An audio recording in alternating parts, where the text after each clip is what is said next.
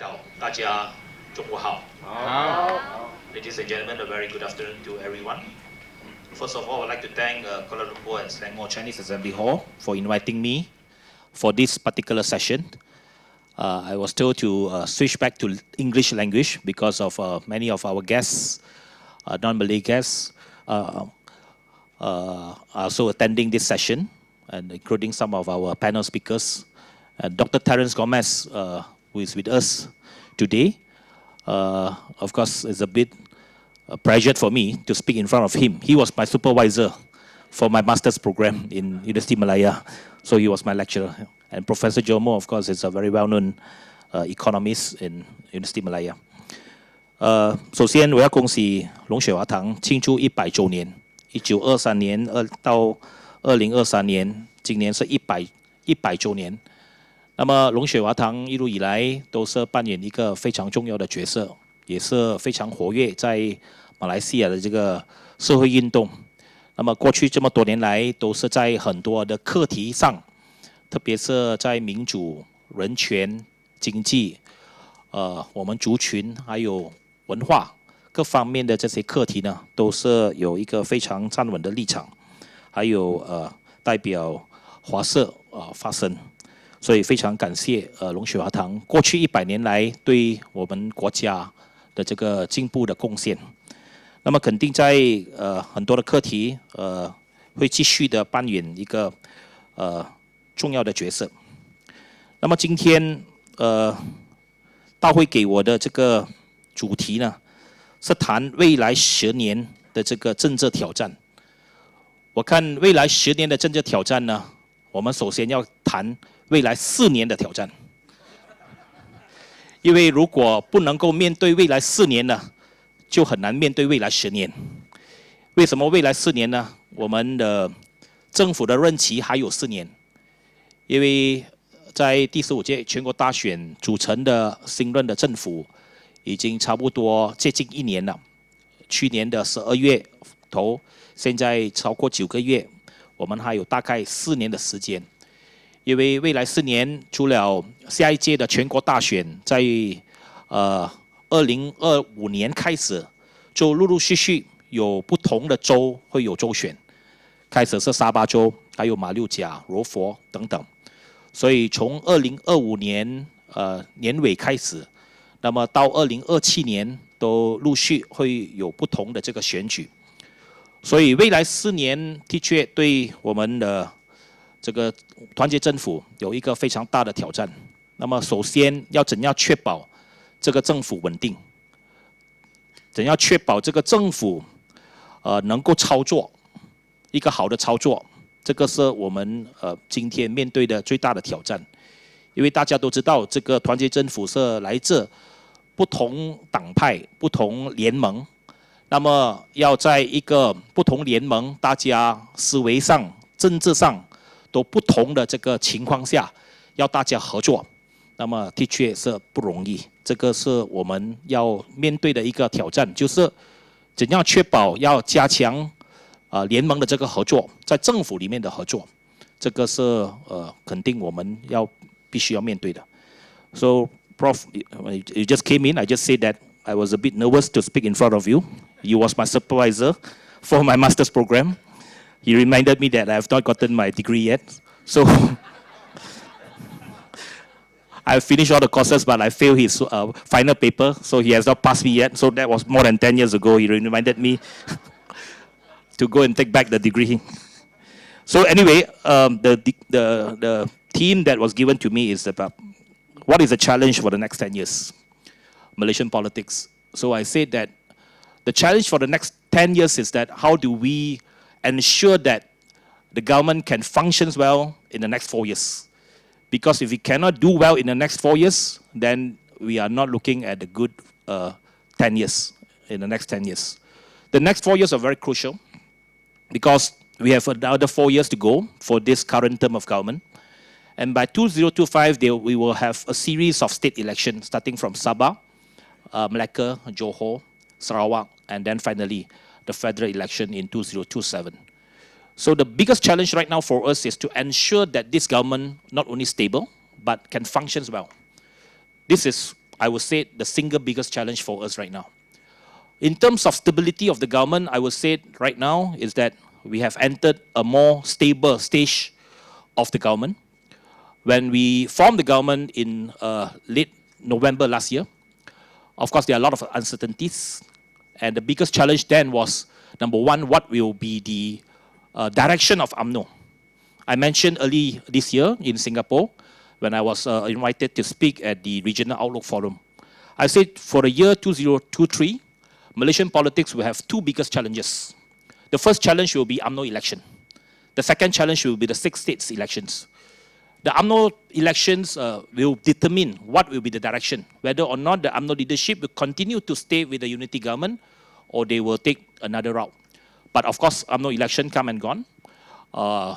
They have formalized their leadership, and this current leadership, of course, is making a very firm decision and firm position that they will stay with the unity government. So that one particular challenge have some sort of certainty that we know that UMNO will not change path, will not change course in the next few years, and they will stay with the unity government. Second challenge was the state election. So the state election was very intense. We know that if we were to lose Selangor during the state election, then the whole political scenario will be very different. And we were faced with a very, very strong challenge to even change the federal government. But luckily, we managed to defend Selangor, defend Penang and the Negeri Sembilan, with the result of a status quo, 3 versus 3. That has helped us in terms of stabilizing the government. And of course, the victory in Pulai by-election also helped in terms of stabilizing the federal government. And what's more, the latest pronouncement by Sarawak Premier on Malaysia Day celebration. And Abang Joe mentioned publicly that GPS are committed to ensure the support for the federal government at least until the next general election. So that has helped in terms of stabilize the entire political power in Putrajaya. So the question of the next 4 years will be, how do we then use this political stability and certainty in Putrajaya to ensure that we can develop the country? What's more, in terms of ensuring that there will be economic reforms in the next 4 years and ensuring that we have economic growth in the next 4 years. And more importantly, at the end of the day, is to ensure that the well-being of the people will be felt in the next 4 years. Because no matter what numbers we see in terms of economic growth, if it is not felt by the people on the ground, that it means nothing. So we always stress that economic growth must come with a better well-being of the people, better income, better quality of life, and better services to the public. So it is upon the government right now and the various ministries and ministers to deliver on better services, to make sure that we have improvement in the respective ministry. So as far as I'm concerned, as the Minister of Transport, I focus on my role to ensure that there are better transportation services, better public transport, more reliable public transport, better services, better connectivity across the board, from our airport to airlines to ports to public buses to trains to everything related to transport. There must be a sense of improvement. Of course, there are a lot of challenges. I gave an interview 2 weeks ago to The Age. Biggest challenge right now is number one, in airports, we're faced with the breakdowns of Aerotrain. We have to ensure that even the hot meal services are my problem as well. You cannot serve hot meal also, it's a problem of Transport Minister, even though that is Malaysian Airlines problem. But anyway, as the Minister, of course, we have to be responsible to ensure that things are improved. So I would say that the immediate challenge for the government is to ensure that we have a functional government. Because I think the past 5 years, especially after 2020, there was a lot of disruption and a lot of time that we don't really see a functional government. Okay? So we want to see a functional government, a strong government where there are certainties in terms of policies, and that certainty is very important in terms of attracting investment into the country, because a lot of investors are waiting for that certainty to happen, and they are afraid that if they are to invest to Malaysia, no certainty in terms of policies. So that is the biggest problem that as far as attracting investment is concerned. So we hope that with all this political stability, we can tell the world, we can tell the investors that there are certainty in Malaysia currently. And the time to invest in Malaysia is now. So that is the message that we want to send. And that's the reason why the Prime Minister and many cabinet ministers are actively engaging the international community. PM just left for United States last night. He will be in New York to attend the United Nations General Assembly, and at the same time, he will also meet the international investors in New York. And the later part of this year, he will attend many other engagements as well. So he was in China just on the last weekend for a 12-hour visit. So that thing also to impress upon you that the entire cabinet, especially the Prime Minister, is currently trying very hard and working extra hard to ensure that we can reach out to as many people as possible. Imagine he was in Kuching for a cabinet meeting on Saturday. Saturday, 2:30 p.m., we have cabinet meeting until 5. Then we had the Malaysia Day celebration. After the Malaysia Day celebration, he took off 11 p.m. a flight to Nanning. At 4 a.m., he reached Nanning. 9 a.m., he attended the opening ceremony of China ASEAN Expo, and then had a bilateral meeting with Li Qiang, and then had luncheon, meet investors. 3 p.m. come back to Malaysia. Monday, immediately we have other meetings. So that is the workflow right now, and the work commitment that we have among the ministers, and especially the PM is putting extra efforts to ensure that not only ensuring that the government machinery works, but we also at the same time making a lot of efforts to meet international investors. The second topic and the second theme that I was asked to give some comments is how do we ensure that Malaysia remains a multicultural country, pluralistic Malaysia. And this is one thing that we, as far as my party is concerned, we are committed to ensuring that Malaysia remains as a plural society, a multicultural society, and we want our government to be represented by a multiracial government. And that is one of the reasons why, without any second thought, after the last general election, on 19th of November night, when we saw the election results, no single coalition and no single party can form the government. Immediately, we make a decision. On 20th of November night, I convened an emergency meeting of all DAP duly elected members of parliament and CEC members to decide on the way forward. And unanimously among all my colleagues in the party leadership and among all the MPs elected, that we have no other option but to give me the mandate, together with Pakatan Harapan, to reach out to BN, to form a coalition government, together with Barisan Nasional. Even though that, we have enmities with Barisan Nasional, with UMNO for many years, but without a second thought, we know that the results put us into a situation where we have no other option but to ensure that we can form a coalition government together with BN and the other coalition partners, so that Malaysia can remain to have a multiracial government representing the various races, and to ensure that our policies and our way forward remains as a multicultural and multiracial country. So that is as far as our position is concerned. But how do we ensure this continue to be the case in Malaysia? Firstly, I would say that one important factor right now is that Sabah Sarawak plays a very important factor in this respect. Sabah Sarawak, of course, is more tolerant in terms of multiracialism and multiculturalism, and they are very proud to say that they are the best example right now. Sabah and Sarawak are the best example of multiculturalism. And of course, I do not deny that in terms of multiculturalism practices and in terms of tolerance, is very much higher in Sabah and Sarawak. And politically, of course, Sabah and Sarawak plays a very important role right now to ensure that this diversity will continue to be the driving force for Malaysia. Because Sabah and Sarawak itself control 56 of the 222 parliamentary constituency. So with 56 seats in Sabah and Sarawak, any coalition which can win just 66 seats and above in Peninsular Malaysia, if they are willing or work with Sabah and Sarawak, then you can form a government. And that is the case today in the unity government. The unity government has 148 parliamentary seats right now, of course, -1, minus Buddha right now. We still have 147, primarily because 56 from that, or 57, including Labuan, of the MPs are from Sabah and Sarawak, plus Labuan.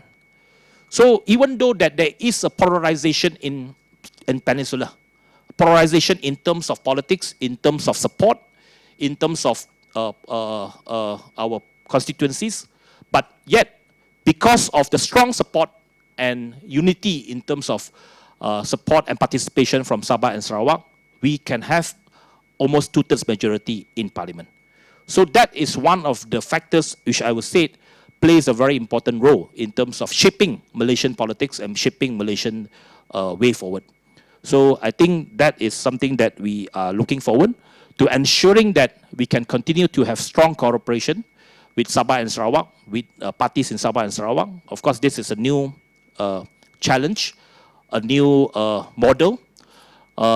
Whether or not this model can succeed in the long term, nobody knows, but we are trying.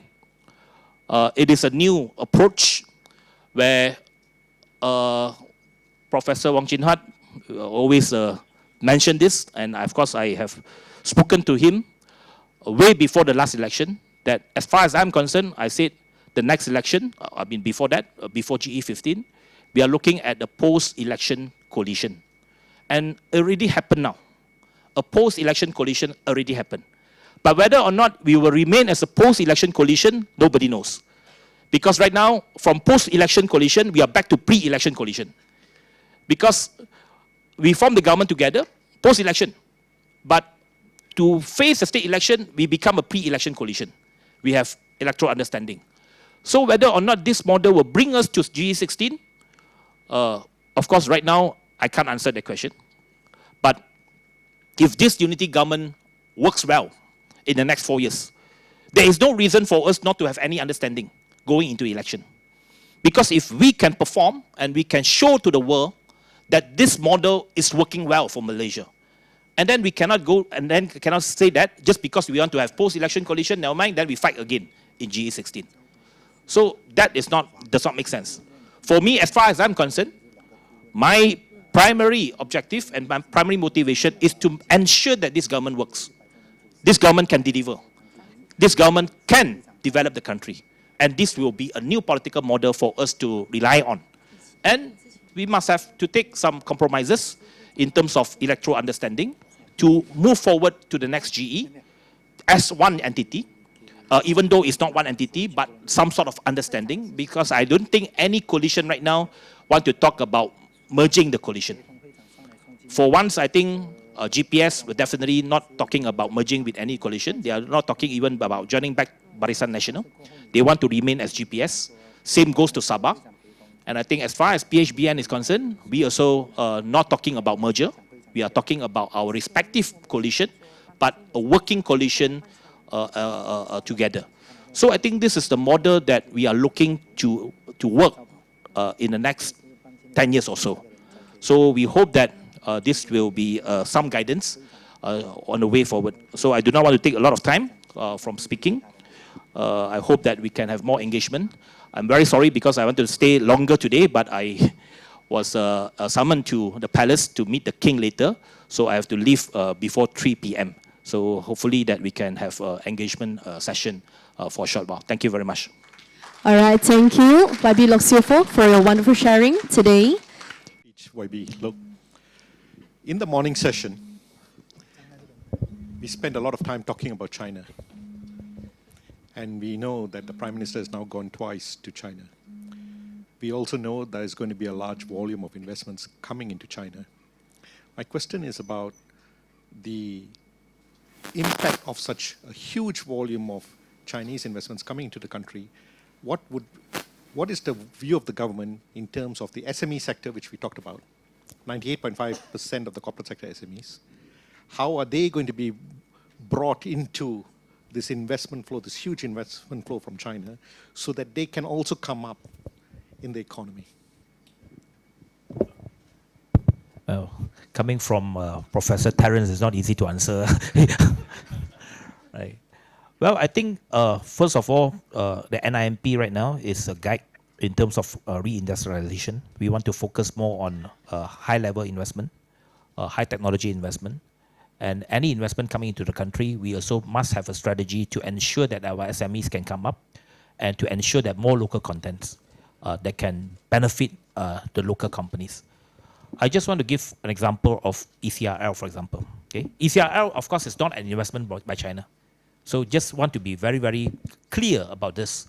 ECRL is a national project, but it was funded by China in terms of a loan to the government to ensure that we can finish the project without paying for the project during the construction. So, but we have to pay post-construction, a few years after the construction. And it was funded by the Chinese government through the bank, and of course undertaken by a Chinese contractor. But when we negotiated with China in 2019, one of the conditions that we put is to, number one, to increase local participation, the local content for ECRL, up to 40%. So it means that some of the construction work, civil work, it has to be done locally. It has to be given back to the local companies, to the SMEs. So not everything comes from China. So one of the criticism on Belt and Road Initiative previously was that once China come in, then there is nothing left for the local companies. Everything will be undertaken by the Chinese company. So I think this has also been taken note by Beijing, and they are being more relaxed in terms of that local participation. Secondly is that in terms of ECRL, just take ECRL as an example, because that is something that I'm familiar with, because I deal with that project. Besides local participation in terms of the construction, we also tie them up in terms of operation. So after they complete the railway line, they have to work together with the Malaysian side to operate the line. Why is that important? Because we do not want them to think that this is just another construction project. Once they finish the project, there's no more obligation. So by tying up that together with operations, they have an obligation as well to ensure that the project can be successful. But how to make sure that the railway line can be viable in terms of carrying goods and passengers? Number one, you have to create industries along the line. So one of the strategy for ECRL also as the China, we also have to engage China to help us to develop industrial zones and areas along the ECRL alignment. So that by that way, you will have more participation from the local. So I think from that aspect, we hope that any Chinese investment or any Chinese projects in the country can also help the local by having more local content and by having some of the supply chain to be supplied by the local companies. So I think this is one approach that have been a shift from previous practices. So I think on this, the Chinese side, to be fair to them, I think they understood this as well. It's very important for the Belt and Road Initiative to benefit the local company. I have gone on record, interviewed by Chinese media, to say that for Belt and Road, we must ensure that, number one, it is not a debt trap. Number two, it must help in terms of uplifting the local economy. Belt and Road will not be successful, it is just one-way traffic. If just benefiting the Chinese company without benefiting the local economy. So I think this aspect is very, very important moving forward. Thank you. 好，我这边呢，因为已经收到了很多的这一个问题，那么因为部长本身有5分钟的时间，那么问题太多，我会挑几题和部长的这一个作为交通部长和行动党秘书长的身份，那么由部长来给我们大家回答哦。OK， 好，这边第一个问题哦，请问部长，您演讲中提到马来西亚未来10年面对的政治与多元主义挑战，其中许多观点与台湾现状相符。我想请问您如何看待台湾的民主发展，又或者马来西亚与台湾之间有否互相借鉴与取法之处？这个其实是一个媒体人的提问哦，是中央社黄志强博士的那个提问。好，那么第二题呢 ，Is Malaysia government agrees to restart the KL Singapore HSR 所以这个是给交通部长的那个提问哦。好，那么我看一下，还有这一个第3题 ，What's the government's measures in solving out traffic congestion issues？ 如何解决这一个交通阻塞的问题？我先把时间交给部长。还要再读吗？好，再来哦。OK， 有一题呢。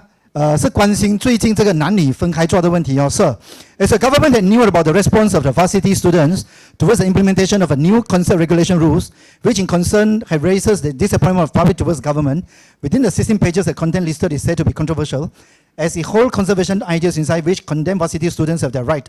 So what is your comment on the issues? How is the government going to perform when the government themselves holding back from their own ideology? OK， 这个是关于那个男女分开坐的那个提问。好，我交给部长。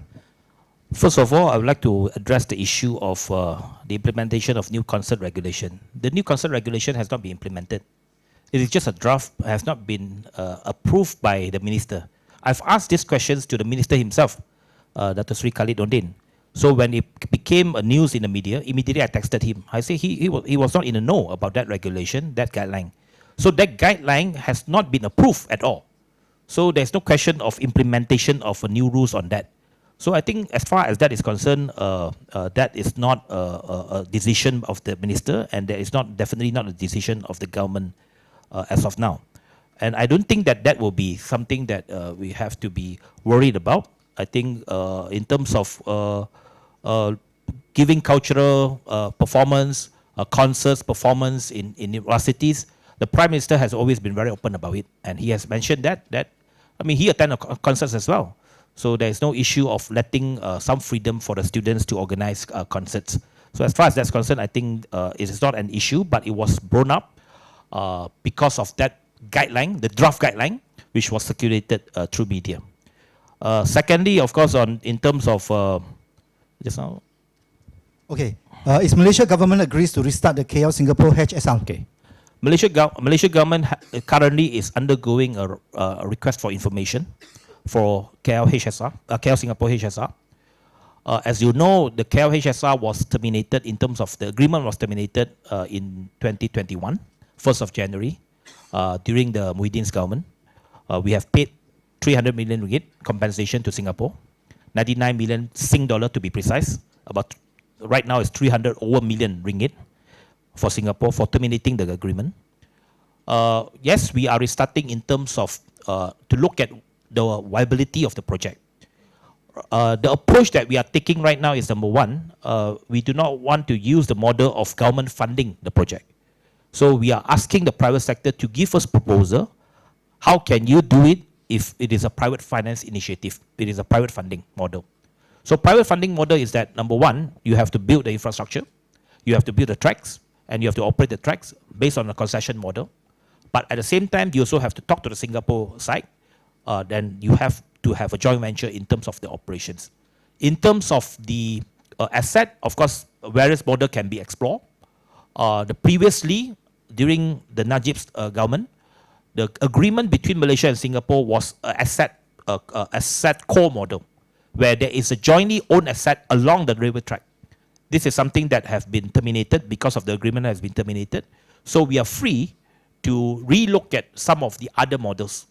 What are the other models? For example, we can build our own infrastructure. The Singapore can build their own infrastructure.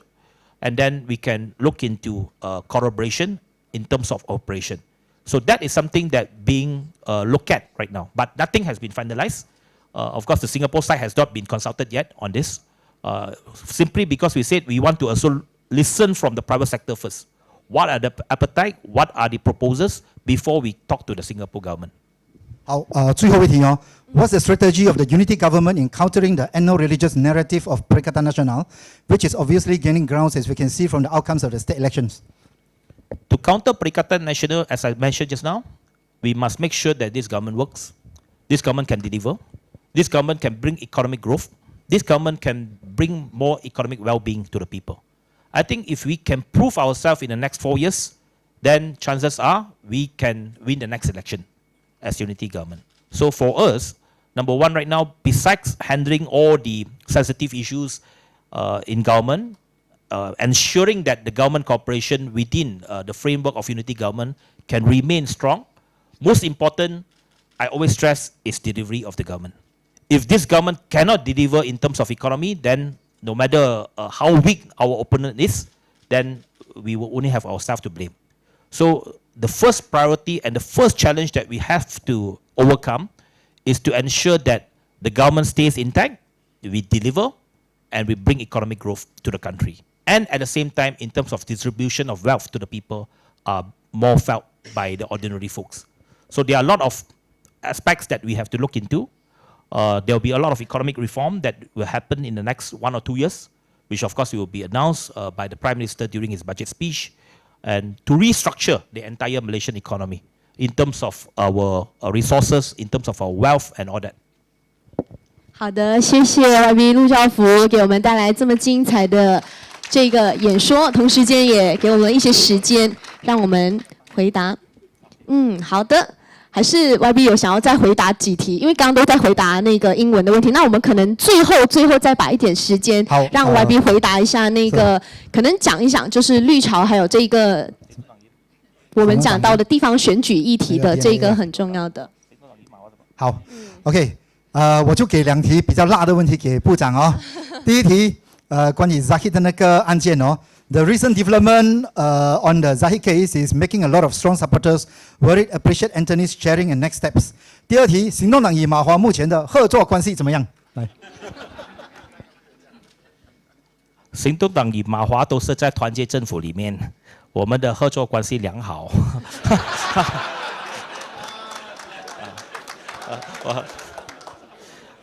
我跟魏家祥的关系也不错。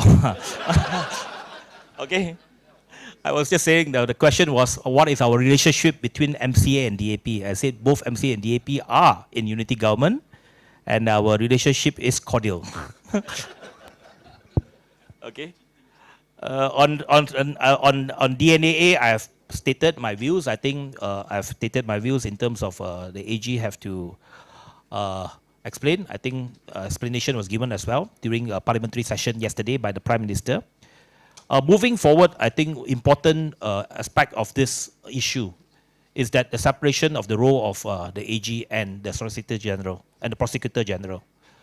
So this is something that the government has agreed, the Cabinet has agreed in principle, and it has been given back to the Parliamentary Select Committee to go through the details. Because number one, why it takes some time to ensure that this separation can happen.